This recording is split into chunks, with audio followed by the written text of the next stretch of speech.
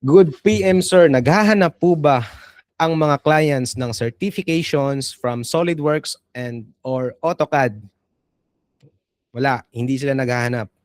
Ang hinahanap nila if kaya mo bang gawin yung task and yun lang. Yun lang talaga. Kung ang hinahanap nila, kaya ba nilang gawin yung task? Certificates, wala. Kung nagsasubmit nga ako ng mga applications, wala akong ina-attach na certificates or kahit anong SolidWorks o AutoCAD pa o kahit na anong software yan. So wala, hindi yan kailangan. Hindi yan sila naghahanap. Siguro iba, naghahanap ng mga ibang certificates or something like, siguro pag malalaking kumpanya na ang nagha-hire is parang HR department nila. Ewan ko lang kung napapansin nyo. Sa pag-freelance kasi, if yung may-ari or head ng manager ng fabrication shop, yung mag-hire, madali ang usapan eh. Pag makita lang niya, pag may impression na kaya mo gawin yung task, automatic ma-hire ka.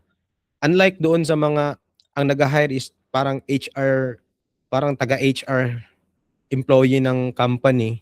Marami silang ginagawang filter sa mga applicants. Dapat may certificates, dapat may relative experience, dapat ganun-ganun. Dami. Mas gusto ko yung ma-communicate ko yung totoong may-ari or at least yung managerial level ng fabrication shop. Mas madali sila kausap. Walang mga ichiburetso na communication.